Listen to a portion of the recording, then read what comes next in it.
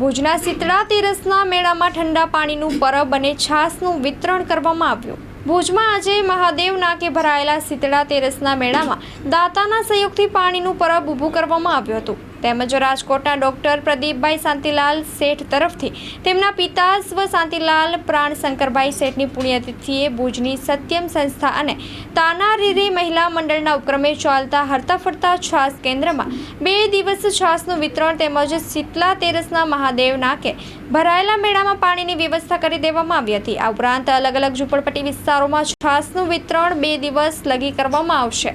તેમજ આજે મહાદેવ નાકે શીતળા તેરસના ભરાયેલા મેળામાં સવારથી સાંજ સુધી ઠંડા પાણીની વ્યવસ્થા કરવામાં આવી હતી।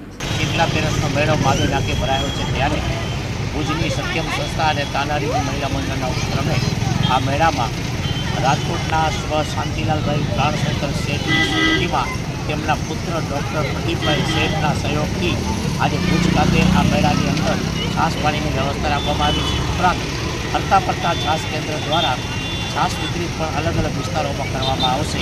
એ રીતે આજે નાકે આ શીતળા તેરસના મેળામાં સત્યમ સંસ્થાના ઉપક્રમે આ વ્યવસ્થા રાખવામાં આવી છે અને આ માટે આજે અહીં વહેલી સવારથી સાંજ સુધી છાશ પાણીની વ્યવસ્થા રાખવામાં આવી છે અને આ માટે આજે નરેન્દ્રભાઈ કિશનભાઈ રાઠોડ વગેરે ઉપસ્થિત રહ્યા છે અને આખો દિવસ આ વ્યવસ્થા રાખવામાં આવી છે અને ભુજના પ્રીતિબેન રાજાણી અને હરીશભાઈ રાજાણી તરફથી પણ અમને આ પ્રસંગે દર્શાવ્યો।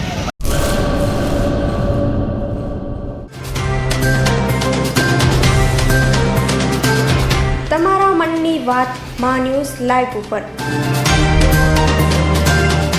સાંજે 5:30 કલાકે